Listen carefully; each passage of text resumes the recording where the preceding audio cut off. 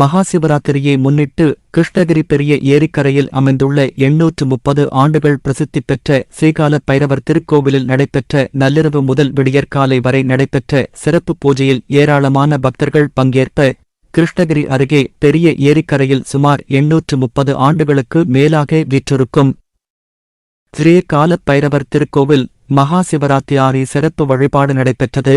மகாசிவராத்திரி விழாவினை முன்னிட்டு ஸ்ரீகால பைரவர் சுவாமிக்கு சிறப்பு பூஜைகளும் அபிஷேக தீபாதரணையும் நடைபெற்றது.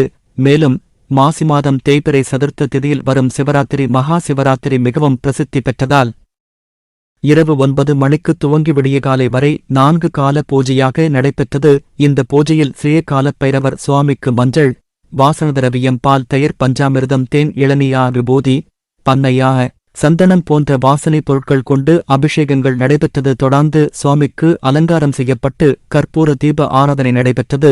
இந்த சிறப்பு பூஜைகளை மாவட்டத்தின் பல்வேறு பகுதிகளில் இருந்து ஏராளமான பக்தர்கள் கலந்து கொண்டு இரவு முழுவதும் ஸ்ரீகால பைரவரை தரிசனம் செய்து வழிபட்டனர்.